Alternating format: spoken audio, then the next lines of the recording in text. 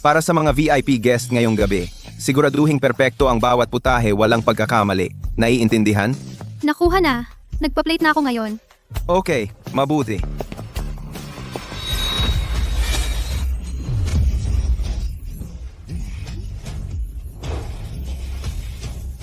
Anong sinabi ko? Sinira mo ang plano ko. Alam mo ba kung gaano katagal pinapakuluan ang sarsang ito? Pasensya na po, manager. Hindi ko sinasadya. Ako ang gumawa ng sarsa. Alam kong kulang tayo sa oras, pero pwede kong subukang gumawa ng mas simpleng bersyon ng sarsa. Baka hindi eksaktong pareho ang lasa, pero kahit papaano'y aabot sa 80%. Sige, subukan natin ang paraan mo. Kapag sinira mo ito, pareho kayong aalis dito. Mr. Carter. Mr. Carter, sana'y masiyahan kayo sa pagkain.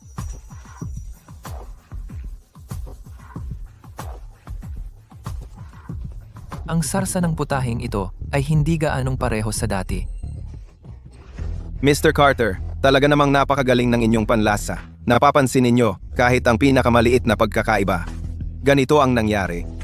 Ang chef ay gumawa ng bagong timpla ng sarsa. Bagong sarsa? Sino ang chef na gumawa nito? Ito ay si Stella Evans mula sa kusina. Stella Evans? Pakikuha siya rito. Stella, lumabas ka rito ngayon din. Manager, anong nangyayari? Seryoso ka? Tinatanong mo ako kung anong nangyayari. Isang kagat lang ang kinain ni Ginoong Carter at agad niyang napansin na may mali. Espesipiko siyang humiling na makita ka. Hoy, naiintindihan mo ba na ang ating Carter Hotel ay subsidiary ng Carter Group? Sinusubukan mo bang idamay ang buong staff ng kusina sa kapalpakan mo? Sa karaniwan, ang sawsawang ginagawa ko ay kahit 80% katulad. Karamihan ng tao ay hindi nakakapansin ng pagkakaiba. Sino ang kayang makapansin ng pagkakaiba sa isang kagat lang? Pumunta ka roon at mag-apologize. Kung hindi ka patatawarin ng customer, mag-empake ka ng gamit mo at umalis ka agad. Naririnig mo ba ako? Sige.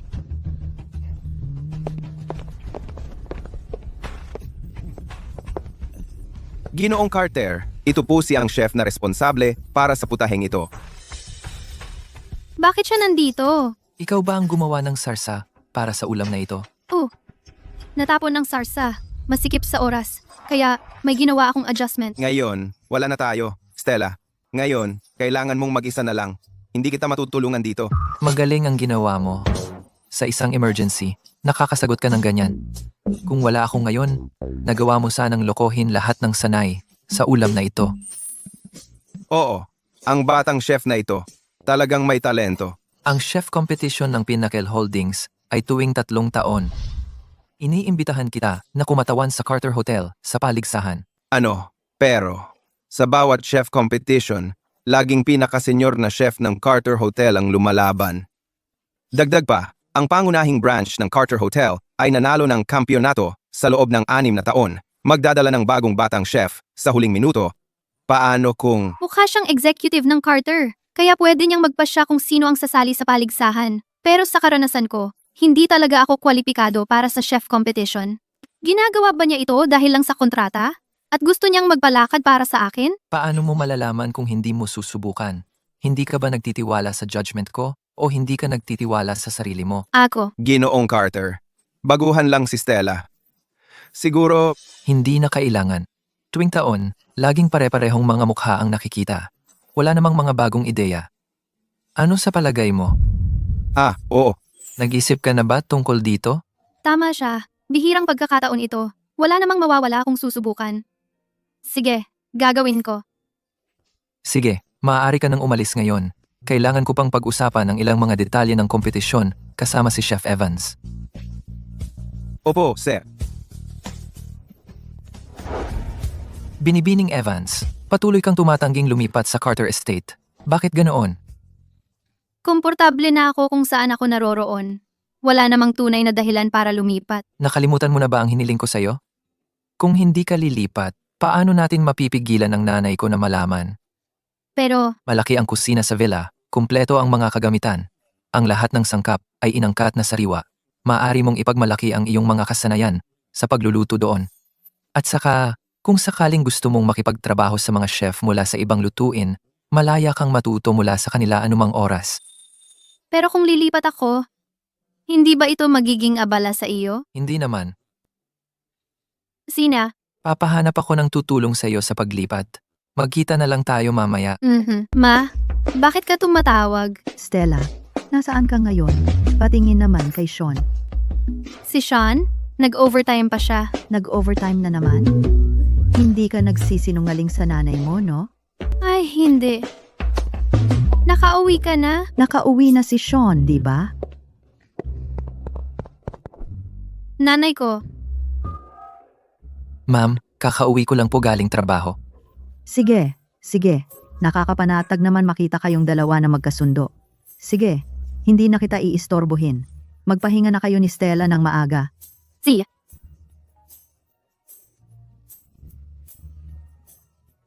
Buti na lang nakauwi ka para matulungan mo ako. Salamat. Ipapadala ko sa iyo ang mga materyales para sa chef competition sa mga susunod na araw. Maghanda kang mabuti. Oo nga pala, may oras ka ba bukas ng gabi? Gusto raw kitang makilala ng nanay ko. Bukas? Ganon kabilis? Tinulungan lang kita sa nanay mo, tapos tatalikuran mo na ako? Ay, hindi. Iniisip ko lang. Ano ba ang gusto ng nanay mo? Hindi na kailangan yan. Hindi masyadong magana kumain ang nanay ko nitong mga nakaraang araw. Kaysa mag-alala ka sa regalo, magluto ka na lang ng mga simpleng ulam na pangbahay. Si. Hindi masyadong kumakain? Alam ko na ang dapat kong iluto para sa nanay mo.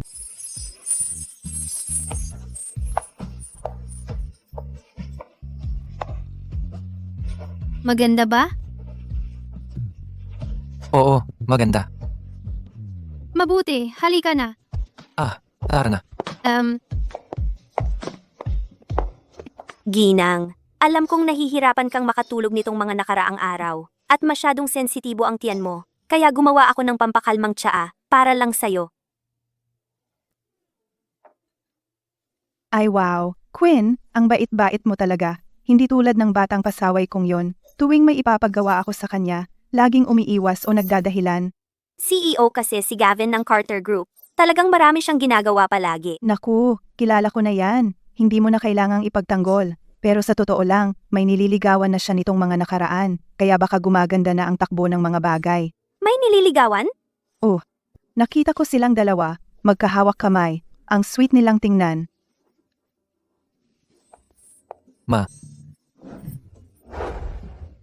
Ito si. Ito siguro si Stella Evans, di ba? Ang ganda talaga. Kumusta po, Ginang? Unang beses ko pong dumalaw. Pasensya na po sa abala. Ay, ayos lang yan, halika. Huwag kang tumayo diyan, nakakapagod yan. Kaya ito pala si Miss Evans, di ba? Ang eleganting tingin mo talaga. Kaya naman pala si Gavin ay may nakita sa'yo. Ito ang anak na babae ng... Isang matagal ng kaibigan ng pamilya. Kakabalik lang niya sa bansa kamakailan. Stella ang gumawa ng mga meryendang ito, lalo para sa iyo. Narinig niyang hindi maganda ang gana mo sa pagkain nitong mga nakaraang araw. Kaya sinadya niyang gumawa ng magaan sa tiyan. Oh, Stella, sinikap mo talaga. Gumawa ka pa ng merienda para sa akin. Mas maalaga ka ng 100 beses kaysa sa tamad na ito. Pero sa totoo lang, wala talaga akong gana sa pagkain nitong mga nakaraang araw. Wala nang masarap sa panlasa ko. Ginang, sensitibo ang tiyan ninyo. Kaya mas mabuting iwasan ninyo ang matatamis o mamantikang pagkain. Ma, sayang naman. Ang sarap ng luto ni Stella. Kailangan kong makiusap sa kanya kung gusto kong makakain. Wow, ang bango nga. Ginang, hindi naman ito espesyal. Mga merienda lang nagawa sa bahay.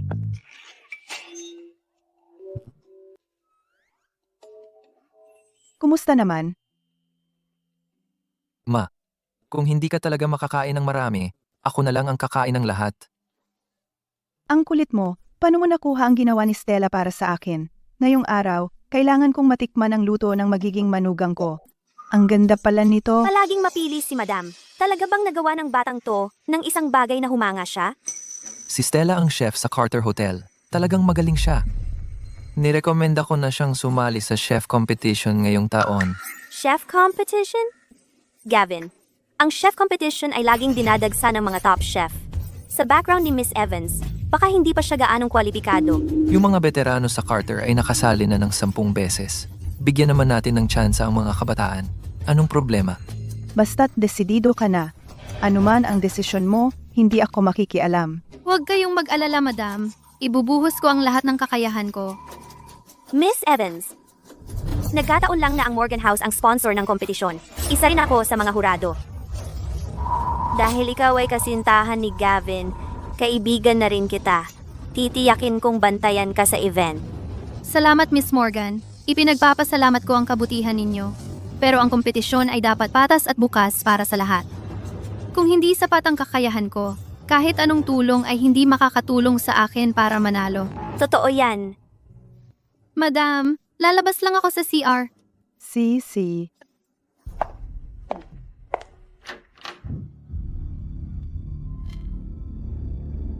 Ginang Evans, talagang ikaw ang bida ngayong araw. Hindi ko maintindihan ang ibig mong sabihin. Ang suot mo'y tiyak na napakamahal, ha? Sayang, kahit anong pilit ng manok, manok pa rin yan. Ginang Morgan, kung narito ka lang para sabihin yan, pasensya na. Hindi mo naman talaga iniisip na gusto ka ni Gavin, di ba? Hayaan mong sabihin ko sa'yo, ginagamit ka lang niya para harapin ang nanay niya. Kapag nakuha na niya ang kailangan niya, hindi na nga papansinin ni Gavin ang direksyon mo. Ginang Morgan, nasabi mo na ba ang lahat? Kung tapos ka na, humayo ka nga. Ikaw, hindi ka talaga nagagalit? Bakit ako magagalit? Kung gusto mo si Gavin, sundan mo siya. Sinusubukan mo ba akong galitin? Hayaan mong sabihin ko sa'yo, kami ni Gavin ay magkasama mula pagkabata. Alam ko ang lahat tungkol sa kanyang mga ugali at hilig.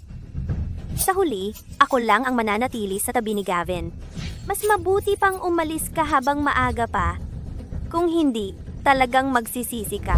Baka mas mabuti pang itabi mo ang talumpati mo para kay Gavin. Ikaw, Stella, kung ayaw mong iwan si Gavin, paniguradong pagsisisihan mo yan. Ang paligsahan bukas? Siguraduhing hindi makasali si Stella. Sakto lang ang lagay. Pinalamig gamit ang ice pack. Hindi dapat magbago ang lasa. 2 oras na lang ang natitira bago magsimula ang kompetisyon. Kailangan kong maghanda ng maaga.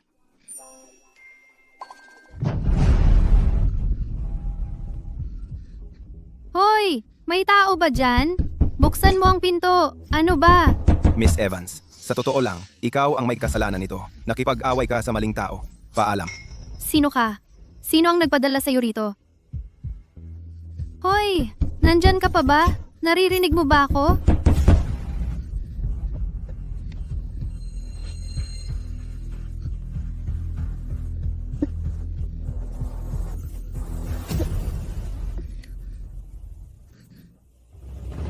Hoy! May tao ba dyan? May nakakulong dito. Hoy!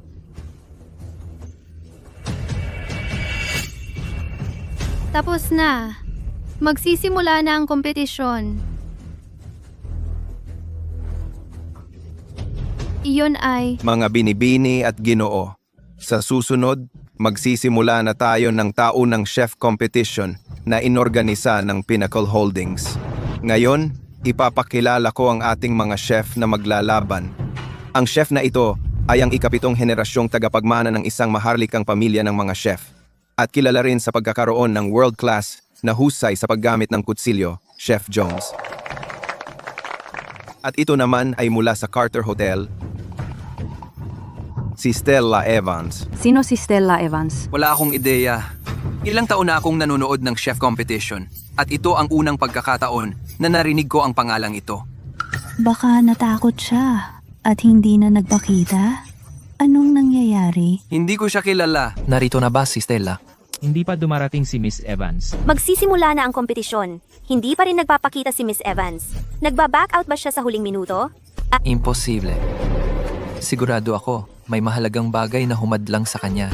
Alamin mo kung ano talaga ang nangyayari. Gaano karaming oras ang natitira para sa kompetisyon? 3 minuto na lang.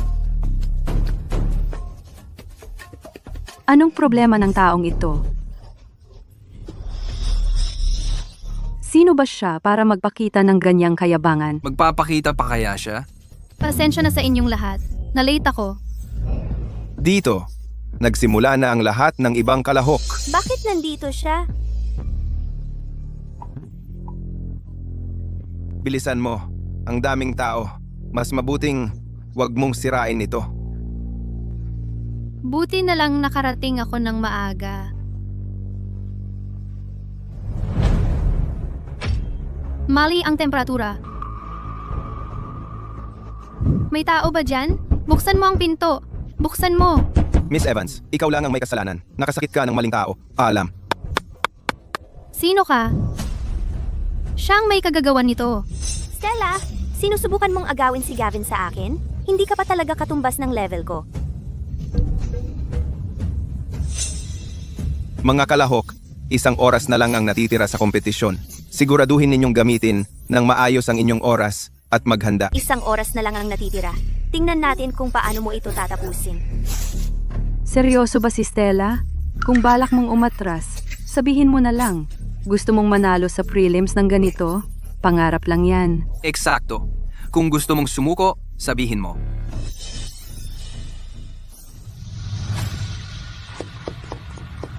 Hindi ako susuko. Punitin ng pantay-pantay ang mga dahon ng repolyo. Tadtarin ang bawang. Hiwain ang filet ng isda.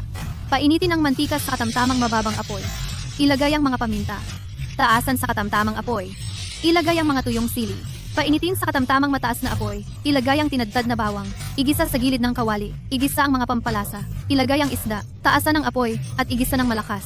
Gamitin ang sariwang mantika mula sa isda para igisa ang repolyo. Tapos na. Sige, tapos na ang oras. Tapos na ako. Anong nangyari dito? Hindi nasa tamang temperatura ang aking lapu-lapong may tuldok. Hindi na ito magagamit. Nagpalit ako ng ulam sa huling sandali. Ano? Paano nangyari ito? Hindi ka naman mabibigo sa unang round, di ba? Kumusta po kayong lahat? Ako ang culinary expert na espesyal na inimbitahan ng mga organizer para sa chef competition ngayong taon. Ako ang magsisilbing hurado ninyo ngayong araw. Ang taong iyon ang kampiyon mula noong nakaraang chef competition. At ang huling hurado, ang presidente ng Pinnacle Holdings at siya rin ang may-ari ng Carter Hotel, si G. Gavin Carter. Anong sinabi niya? Sino yung nasa gitna? Iyon ang presidente natin. Hindi mo ba siya nakilala sa welcome banquet? Ano? Ang presidente? Tara na, huwag ka lang nakatayo dyan. Bilisan mo, magsisimula na ang paghuhusga. Grabe. Yung braised fish na ginawa ni Chef Jones, yung amoy pa lang, halos maglaway na ako. Ramdam ko talaga kung gaano ito kasariwa. Ang sariwa talaga. Oh, Para makagawa ng braised fish na ganito kasarap. Maanghang pero hindi nakakapaso ng lalamunan. Kung makakain lang ako kahit isang kagat niyan, pwede na akong mamatay ng masaya. wala nang tatalo pa. Yung mga repolyo at gulay, wala silang laban. Totoo. Ang sarap talaga ng braised fish na ito. Natutunaw lang sa bibig. Kahanga-hanga. Hahaha.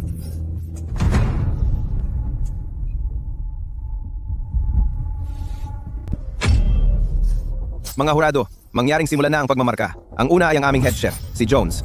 10 puntos. Karapat dapat. 8 puntos. 9 na puntos. Ang kabuuang score ni Chef Jones ay 27.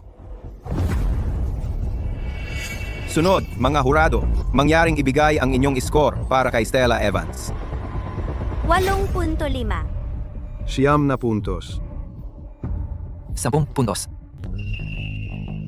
Stella Evans, kabuuang score, 27. Ave. Ang mga kalahok na papasok mula sa paunang paligsahan ay si Stella Evans at si Chef Jones. Mula sa ibang dibisyon, sina Cameron Pratt at Alex Lewis. Ang paunang paligsahan ay sa susunod na Lunes. Kayong dalawa, maghanda na. Stella, nagawa mo! Ang galing! Hindi ko akalain na si Stella ay makakapasa talaga sa paunang paligsahan. Nakakagaan talaga ng loob. Kung hindi, nakakahiya sana.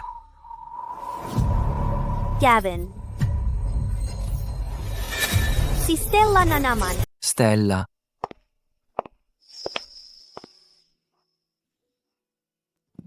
ano ang ibig mong sabihin dito?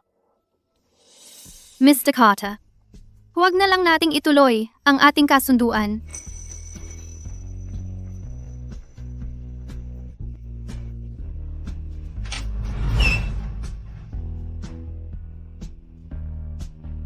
Dahilan, Hindi naman pantay ang ating relasyon mula pa sa simula. Ayokong magpatuloy ang pagkakamaling ito. napagkasunduan nating makuha ang kailangan ng bawat isa. Nasisiyahan ang magkabilang pamilya. Seryoso ka bang wawasakin ang balanseng ito ngayon? Naiintindihan ko. Kumusta, Ginang? Nasaan si Gavin? Nasa loob po ang presidente at si Miss Evans at nag-uusap tungkol sa negosyo.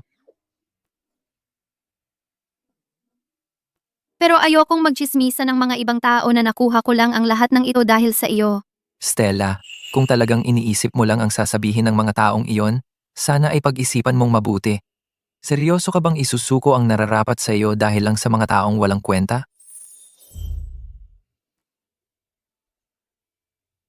Ano pang hinihintay mo? Isa lang akong tagaluto. Ikaw ang presidente ng Carter Group. Ang pagdurog sa akin ay kasing dali ng pagpisat sa langgam. Ako. Ginang, malapit nang lumabas si Mr. Carter. Bakit hindi po kayo maghintay sa may pinto? Huwag kang gumalaw. Tulungan mo ako. Naku po. Hala, akala ko nag-aaway kayo o ano? Nagkamali pala ako. Nanay, anong ginagawa mo rito? Nagulat talaga kami. Kumusta po, Ginang? Ayos lang, nandito lang ako para kay Stella. Stella, dinalaw kita para batiin ka sa pagpasa mo sa prelims. Magaling ang ginawa mo. Salamat po, Ginang. Ipakita mo ang best mo sa finals. Nasa likod mo ako. Oh? At ikaw, alagaan mo si Stella, ha? Nanay, sige. Ayos. Magpatuloy kayo, aalis na ako. Ah,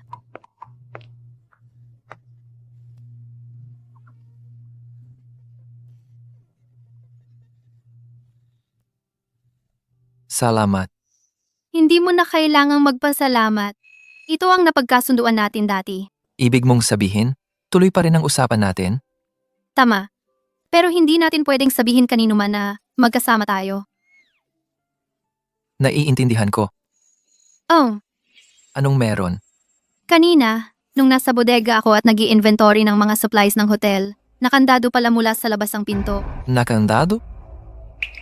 Sasabihin ko kaya sa kanya na si Quinn ang pinaghihinalaan kong gumawa noon. Pero tulad ng sabi ni Quinn, mahigit 20 taon na silang magkakilala. Ang pagkakaibigan nila ay mas malalim talaga kaysa sa kung anuman ako bilang pekeng nobya. Iisipin kaya niyang sinisiraan ko lang si Quinn? Pero hindi ko nakita ng maayos kung sino. Si Quinn yon. Ikaw, paano mo nalaman? Bukod sa kanya, wala akong maisip na iba. Nagagawa nito sa'yo. Pero wala tayong ebidensya ngayon. Papabantayan ko siya. Stella, kung may kakaibang mangyari sa mga susunod na araw, sabihin mo agad sa akin. So, Miss Evans, kumusta na ang preparasyon? Basta wag lang may mangyaring di inaasahan tulad noong preliminary round. Salamat sa pag-aalala, Miss Morgan. Pero yung mga panlolokong yan, hindi na uubra. Kung uulitin mo pa, Hintayin mo lang. Hindi naman ito paligsahan ng kayabangan o ng koneksyon.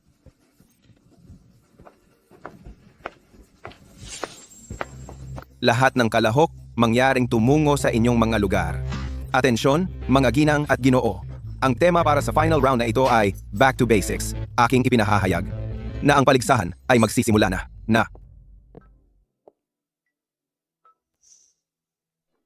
Noong nakaraan, nakapasa si Stella sa next round sa paggisa lang ng repolyo. Magaling talaga siya. Suportado ko si Chef Jones. Stella, Hoy, anong ginagawa niya? anong nangyayari? Ano bang ginagawa ni Stella ngayon? Hindi ko talaga maintindihan. Sa halip na metal na kutsilyo, sinasala niya ang tofu gamit ang sinulid. Matalino nga yon. Si Chef Jones pa rin ang pinakamagaling. Oo nga. Tingnan nyo. Pumili si Chef Jones ng pork ribs at carrots. Mukhang ngayon si Stella ay siguradong matatanggal na. Alam naman ng lahat na ang sabaw ni Chef Jones ay walang patapat. Ipapakita ko sa'yo kung ano talaga ang isang master chef. Isang dakot ng hiniwang sibuyas dahon. Ikalat ang mga ito ng pantay sa sopas ng tokwa. Pag kumulo na, hinaan ang apoy at hayaang malagkit. Pagkatapos ng 15 minuto, buksan ang takip at lakasan ng apoy. Haluin ang pantay. Ihain na. Tapos na. Sige, tapos na ang oras. Wow, ang bango nito. Ang tokwa na ito. Mukhang simple lang ito. Oo, seryoso. Hula ko. Baka si Stella ay nasa problema.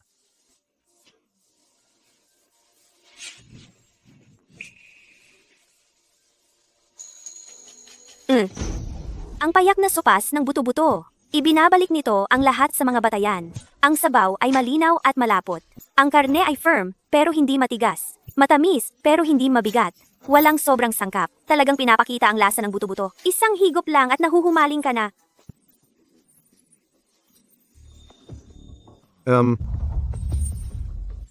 Ang tokwa na ito ay hindi rin masama. Ipinapanatili nito ang orihinal na lasa ng tokwa. Ang pag-season ay talagang perpekto. Ginamit pa niya ang chicharon para pataasin ang amoy. Ito ay nakakagulat na masarap. Masarap. Paano ito nangyari? Siya ang gumawa ng sopas na ito? Mga hurado, mangyaring simulan na ang pagmamarka. Una sa lahat, ang ating kalahok, si Stella Evans.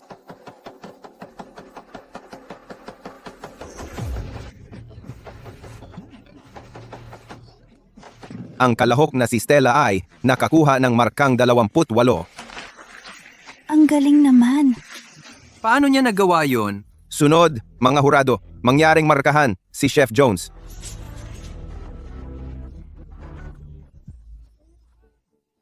Si Chef Jones ay nakakuha rin ng mataas na markang 28. Questions, Z. Ngayong pagkakataon, Ay talagang Isang bihirang tabla.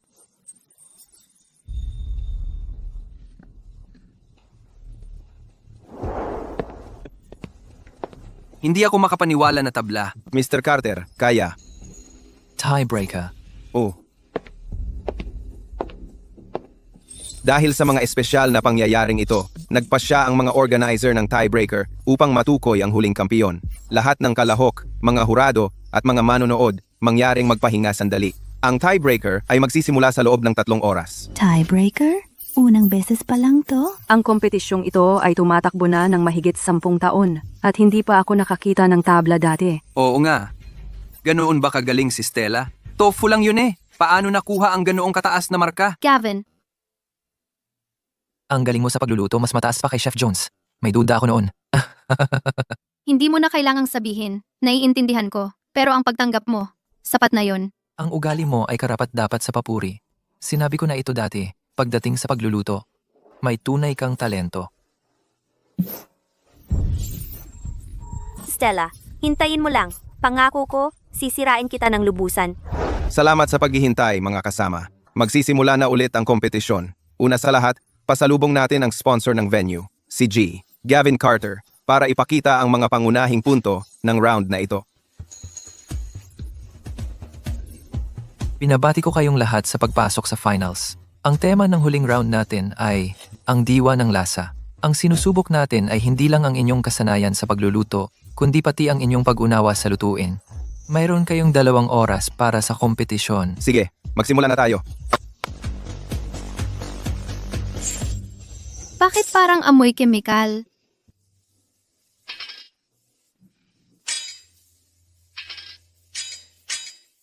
Mukhang ito lang. Ang kutsilyong pinakagamit. Ang may kinalaman. Mahina ang amoy. Pero sa sandaling mahawakan nito ang pagkain, nahahawahan na. Kung kailangan kong magpalit ng kutsilyo sa huling sandali, nang wala ang karaniwan kong gamit, ang paghawa ko sa mga sangkap ay tiyak na maaapektuhan. Napakatusong na paraan. Stella, tingnan natin kung paano mo balak manalo ngayon. Bakit siya huminto? Stella, palagi na lang may kakaibang ideya. Ganoon ba kasarap talaga ang pagkain niya? Gusto mo ba talagang matalo ako? Hindi ka pa karapat-dapat. Kaya, kamay lang ba ang gagamitin ni Stella? Bakit hindi gumamit ng kutsilyo?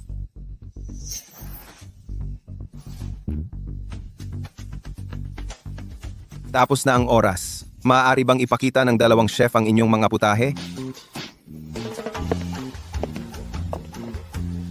Mga hurado, mangyaring simulan ninyo ang pagtikim. Ang bango pala talaga.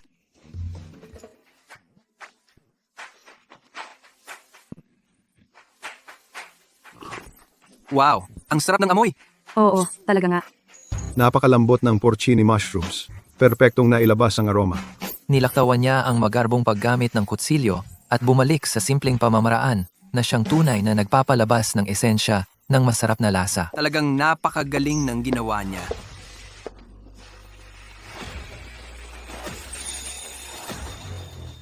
Sa pamamagitan nito ay inihahayag ko na ang nagwagi ng chef competition ngayong season ay si Stella Evans. Nagawa ko talaga.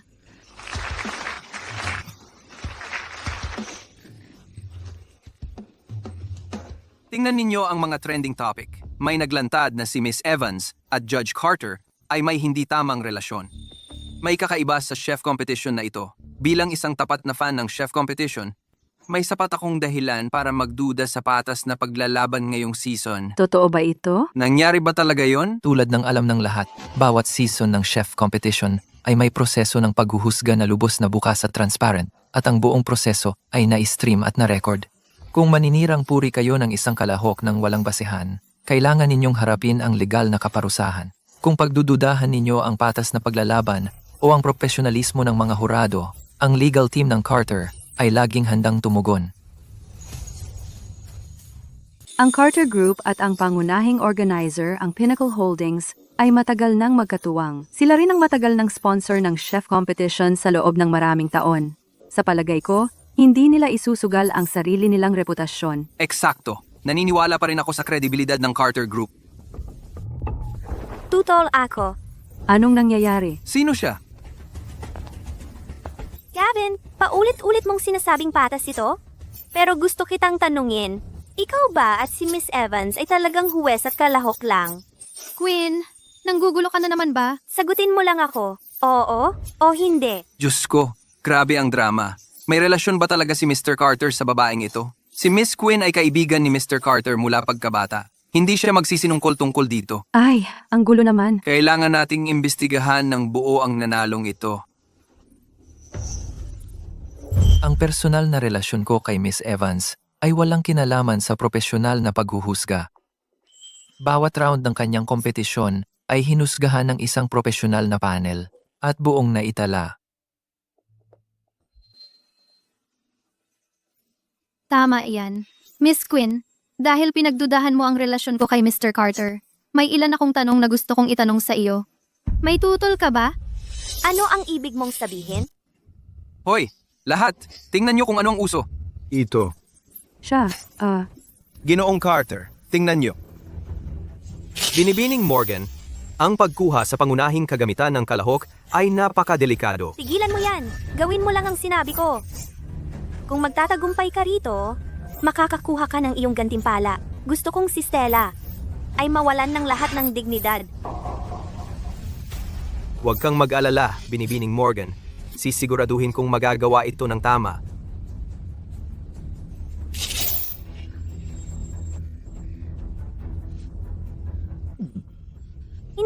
Hindi yan totoo. Imposible yan. ano ito? Napakababa naman ito.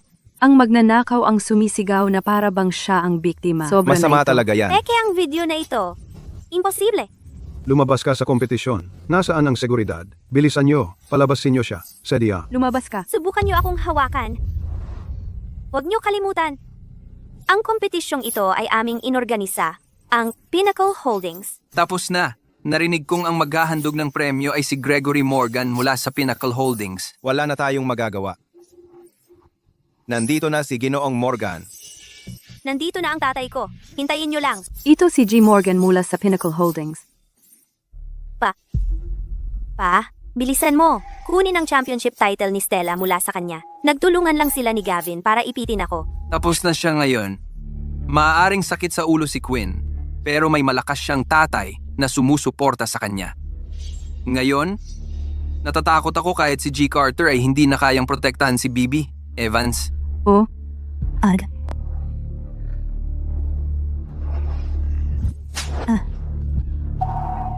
Diyos ko, ano bang nangyayari? Ito. imposible. Huwag mo akong tawaging pa. Sinaktan ba talaga niya? Pakikipagsabwatan sa mga empleyado, pang-aapi sa mga kalahok, at ayaw pa ring magbago. Ito ba ang itinuro namin sa iyo? Ibinubunyag ni G. Morgan ang sarili niyang anak para sa hustisya. Sang-ayon ako dyan. Umuwi ka at mag-isip-isip. Ipapa-freeze ko ng aking sekretarya ang lahat ng iyong bank cards. Umuwi ka na lang. President Morgan ay talagang makatwiran. Hindi talaga niya kayang tiisin ang kalokohan. Si Quinn ay kanyang ampon na anak na babae lamang. Karaniwan, hindi siya masyadong nagbibigay pansin sa pagpapalaki sa kanya. Kaya nga ganoon ang naging resulta niya. Lahat, taos-puso akong humihingi ng paumanhin. Dahil sa aking pagpapabaya sa pagpapalaki ng aking anak na babae, nagdala ako ng abala sa inyong lahat. Sa ngayon, sa ngalan ng Pinnacle Holdings, nais kong magpahayag para sa paligsahang ito. Ang lahat ay magiging ganap na patas at walang kinikilingan. Sa pamamagitan nito, opisyal kong inihahayag na ang nagwagi sa paligsahang ito ay si Miss Stella Evans. Talagang karapat-dapat siya. Kasabay nito, makakatanggap siya ng pagkakataon para sa internship sa isang Michelin 3-star restaurant at isang premyong ₱1,000,000. Binabati kita, Miss Evans. Napanood ko ang live stream. Ang paraan ng pagiging kalmado mo sa ilalim ng pressure ay talagang tumatak sa akin. Ginoong Morgan, sobra naman po ang papuri ninyo. Mukhang kamukha ni Binibining Evans. Ang isang taong dati kong kilala. Oh? Wala lang.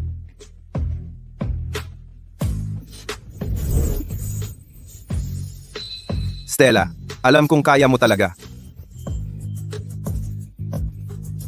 Hello? I-research mo ang background nitong si Binibining Evans para sa akin. Gusto ko lahat ng detalye. Sige po, Ginoong Morgan. Binibining Evans.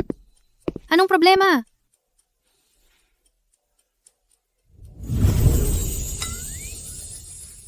Ano ito? Ang bonus para sa pagkapanalo sa championship, $2,000,000. Hindi ko ito matatanggap, Ginoong Carter. Masaya na ako sa $1,000,000 na bonus. Hindi ko talaga kayang tanggapin pa. Bukod pa riyan, tinulungan mo na ako sa problema kay Quinn.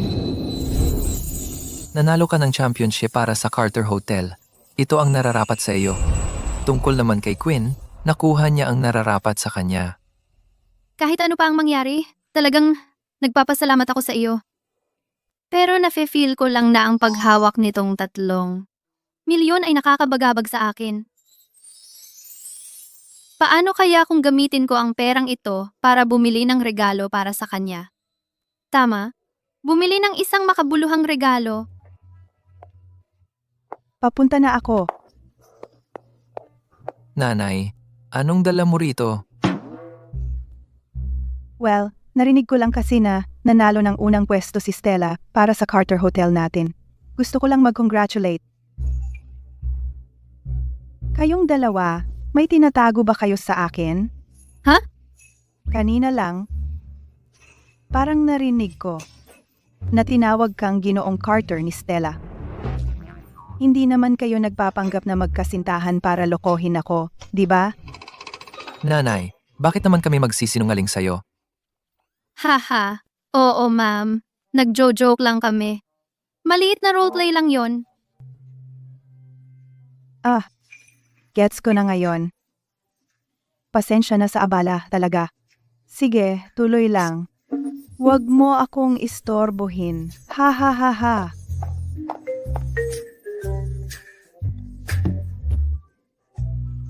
Mga binibini at ginoo, ang susunod na item sa subasta ay isang huling bahagi ng ika-19 na siglong Royal Workshop Blue Diamond Brooch. Ang panimulang tawad ay $1,800,000. Heto na. Ibinibigay ko ang bros na ito kay Gavin. Malamang magugustuhan niya ito. 88万美元 100,000 美元。 120万美元 $1,200,000 minsan.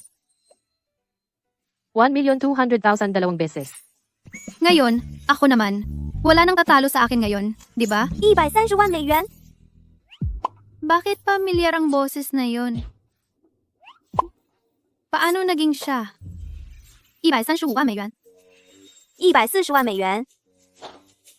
Narinig ko nang pinagbawalan si Queen ni Mr. Morgan na freeze ang mga card niya.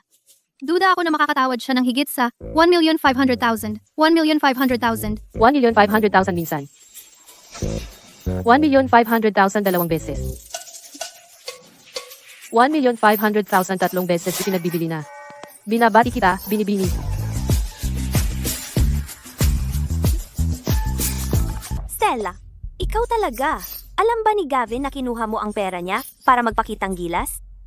Miss Morgan, pinaghirapan ko ang perang yan sa sarili kong kakayahan. Ang bilhin ko dito ay wala kang pakialam.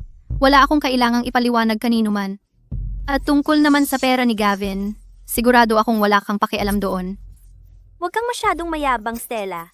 Naniniwala ka ba talagang si Gavin ay may gusto sa'yo?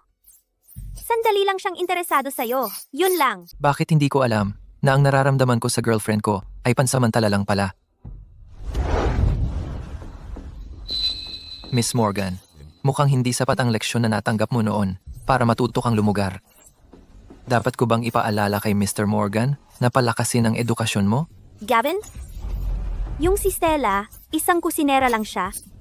Wala siyang halaga sa iyo o sa mga Carter. Pero iba ako.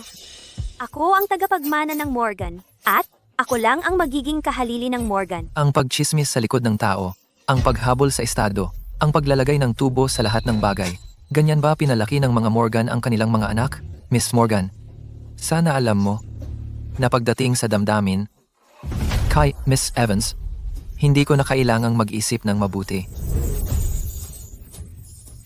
Humph.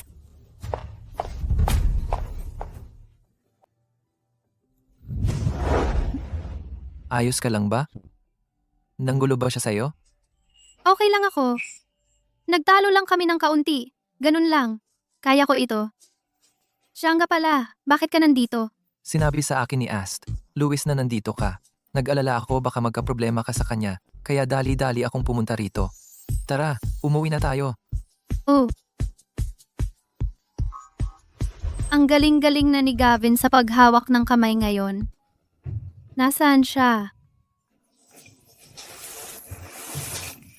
Babalik na lang ba ako mamaya?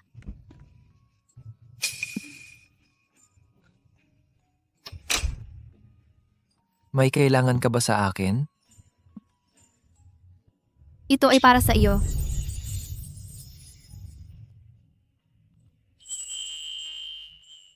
Para sa akin?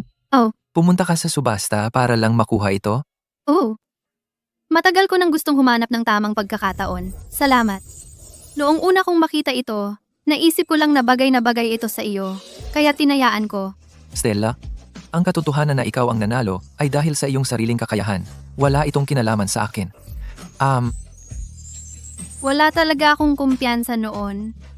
Pero nang manalo ako ng titulong iyon, bigla kong naramdaman na napuno ng lakas ng loob. Pero kung hindi dahil sa iyo, hindi ako makakakuha ng pagkakataon na makipagpaligsahan, lalo na makita ng napakaraming tao. Kaya talagang gusto kitang pasalamatan sa pagbigay mo sa akin ng pagkakataong ito.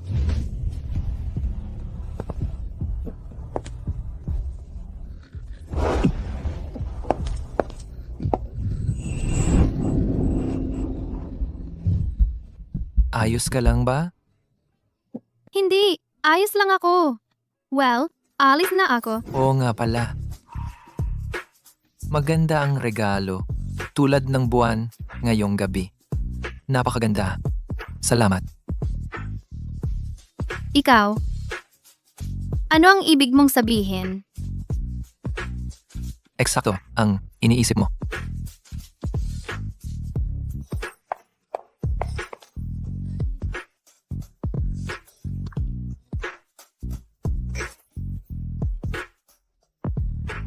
Magandang umaga.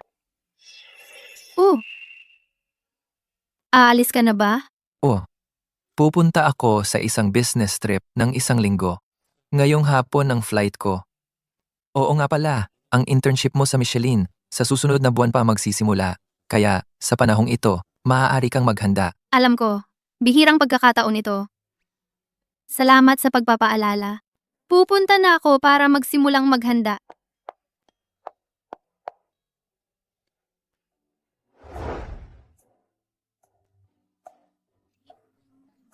Low temperature sous vide sa loob ng 8 minuto.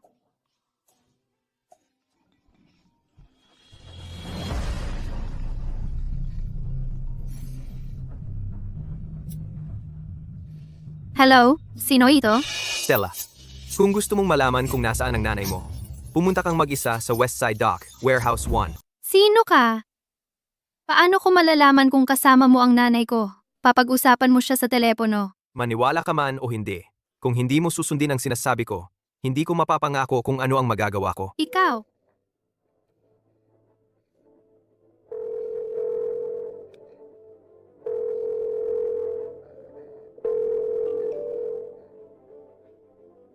Westside Dock, Warehouse 1. Tandaan mo, mag-isa kang pumunta.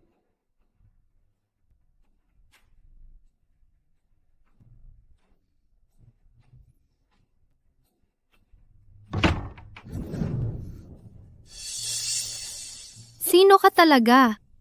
Pera ba ang gusto mo o ano pa? Basta't ligtas ang nanay ko, maaayos natin ito. Maaayos? Stella, nagpapanggap ka pa rin sa harap ko, ha? Sinong nagsabing gusto ko ng pera mo? Ang gusto ko ay ang buhay mo. Quinn, ikaw nga talaga. Ang anumang problema sa pagitan natin ay walang kinalaman sa nanay ko. Pakawalan mo siya, ngayon din. Walang kinalaman? Kung hindi dahil sa'yo, hindi ako ganon kakalmahin ni Gavin. Nasa panig pa rin sana ako ng nanay niya. Ngayon, gusto mo pang nakawin ang pagkatao ko. Inagaw mo lahat ng gusto ko. Pero ano ngayon? Ngayong nasa kamay kita, kahit si Gavin, hindi ka maililigtas. Quinn, malaking krimen ang pagdukot. Kung titigil ka na ngayon, may oras pa para ayusin ang lahat. Baka kayang protektahan ka pa ng Morgan. Titigil? Kapag natapos na kita, saka ako titigil. Tigil. Stella, Pinagpalit mo ako? Quinn, pakawalan mo si Stella ngayon din. Hindi kita pananagutan kung gagawin mo. Gavin, sa tingin mo talagang maniniwala ako sa kalokohan mo? Seryoso ako sa sinasabi ko. Basta, wag mo siyang saktan. Magkano man ang hilingin mo. Babayaran ko ang kahit ano. Gavin, hanggang dito ka para sa babaeng ito? Sulit ba talaga? Sulit? Ano? Sabi ko, sulit. Basta, pangako mong hindi mo siya sasaktan. Gavin, akala ko talaga malamig ka at walang puso. May puso ka rin pala? Himp, Quinn, ano ba ang gusto mong gawin? Pagpatay ito. nababaliw ka na. Kung may sisihin ka, sarili mo ang sisihin. Ikaw ang nang-agaw sa akin. Bakit ba ganoon ka kadesidido na kunin ang akin, Stella? Stella, hindi ko naman sinasadya na kunin ang buhay mo. Sabihin mo sa akin, kinuha mo si Gavin sa akin, sige, pero ngayon pati tatay ko kinukuha mo. Sabihin mo sa akin, paano ko ba hahayaang manatili ka? Ano ang ibig sabihin yan? Stella, malapit ka nang mamatay? Hindi mo na kailangang malaman ang lahat ng ito. Tigil? Tigil. Stella, nasaktan ka ba? Ayos lang ako. Stella, Ingat. Stella, mamatay ka na kaya? Bitawan mo siya. Tatay, Stella, ayos ka lang ba? tatay, paano mo masasamahan ng isang dayuhan? Ako ang anak mo. Si Stella ang tunay kong anak na babae. Ikaw, ano ang ibig mong sabihin? Anak, kinuha ka sa amin noong bata ka pa lang. Hinahanap kita ng mahigit 20 taon.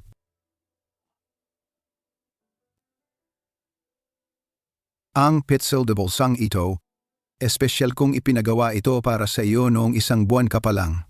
Nakaukit sa likod ang iyong kaarawan.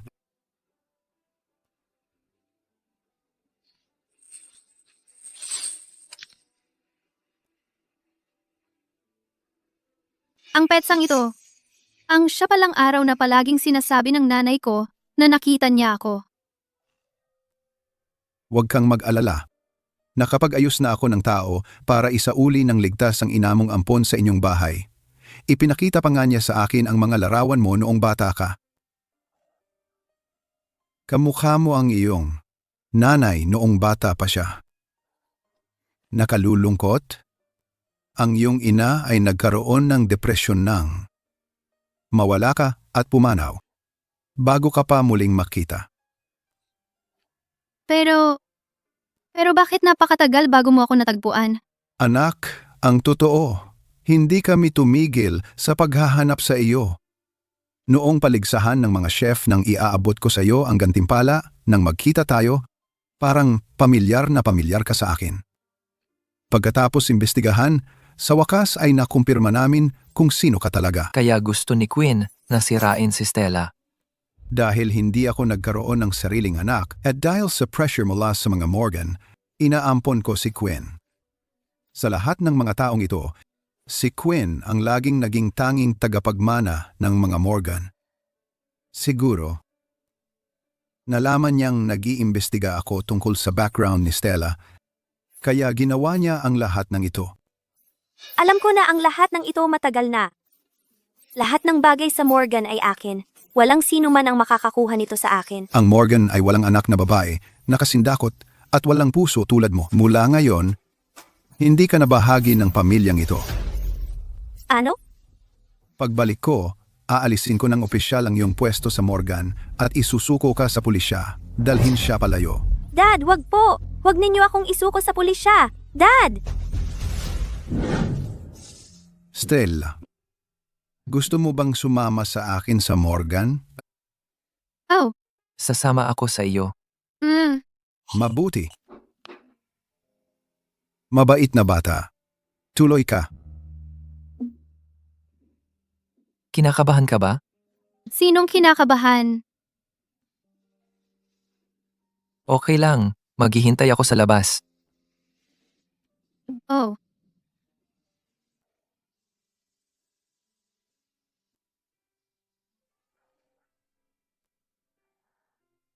Ang nanay mo. Dito tumira bago siya pumanaw.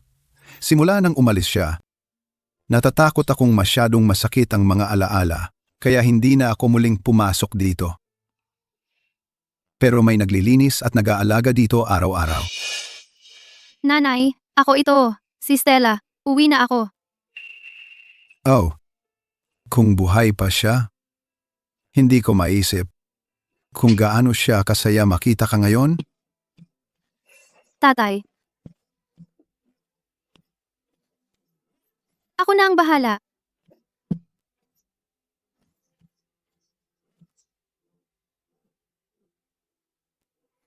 Tatay, anong nangyayari?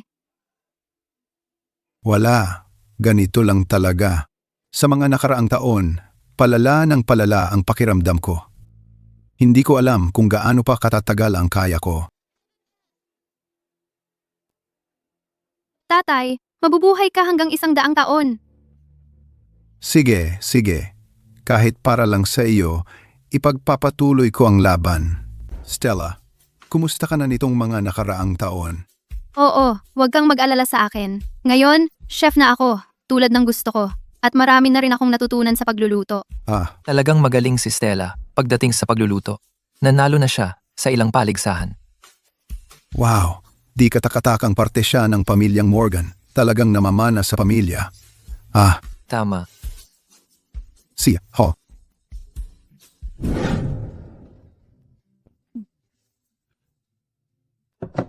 Sir, uminom ka nito habang mainit-init pa.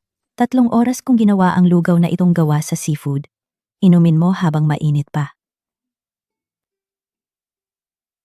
Wow, paborito ko pa rin hipon. Sandali lang.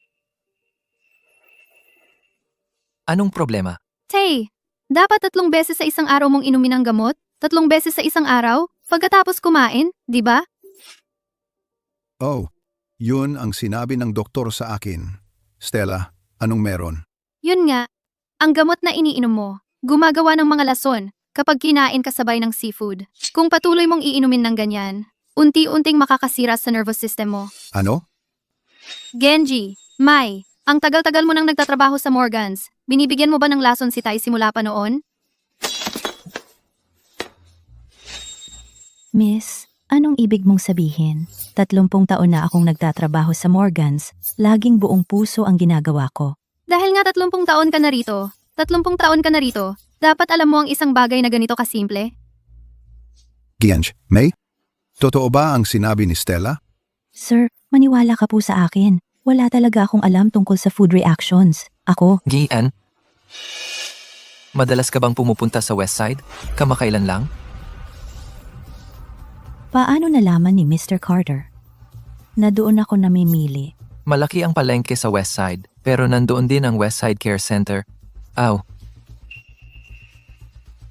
Kanina, pinasilip ko kay Ast, Louis tungkol dito. Ang anak ni Geng, Mai, 20 taon na ang nakalipas. Naging gulay dahil sa isang aksidente sa sasakyan. Simula noon, doon na siya inaalagaan sa pasilidad. Sa sahod ni GNNG, Mai, imposibleng kayang bayaran ang bayad sa care center. Pero ang account mo ay tumatanggap ng bayad bawat buwan mula sa Reynolds family. Kaya, kailangan ko bang tawagan ang care center para kumpirmahin? Hindi ba yan ang mortal na kaaway ni Morgan? Sir, pakiusap. Ang pamilya Reynolds ang pumilit sa akin. Noon pa man, ang pamilya Reynolds din ang nag-utos na kunin ang binibini. Sabi nila babayaran nila ako. Kaya, Mrs. May, ikaw nga talaga? Mabuti ang trato namin sa iyo. Sir, wala talaga akong ibang choice. Mabigat ang karamdaman ng anak ko.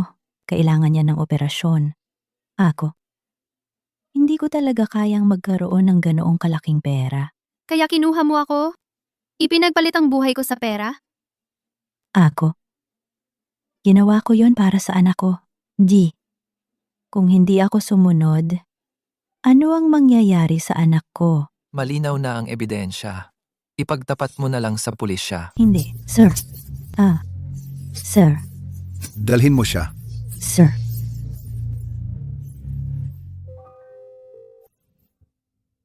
Ang misteryo ay sa wakas nalutas na.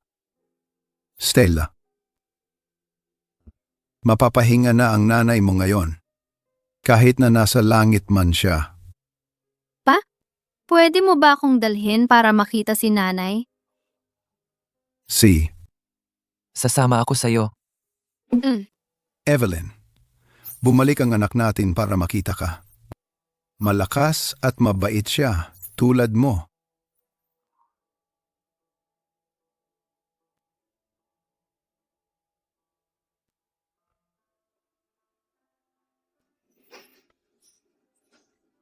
Inay, mabubuhay ako ng maayos para sa iyo. Stella, bumalik ka at pamunuan mo ang Morgan. Ito ang pamana ng ina mo. Babalik ako. Pero hindi pa ngayon. Itay, naalala mo pa ba yung internship opportunity sa Michelin 3-star restaurant? Siyempre naaalala ko, pero Itay, hindi pa ako sapat ang lakas. Bigyan mo ako ng konting panahon, iaangat ko ang Morgan sa susunod na antas. sige. Ikaw nga talaga ay anak ng mga Morgan. Maghihintay ako sa iyo. Paalam, Riverdale. Paalam na, mahal ko. Teka. Stella.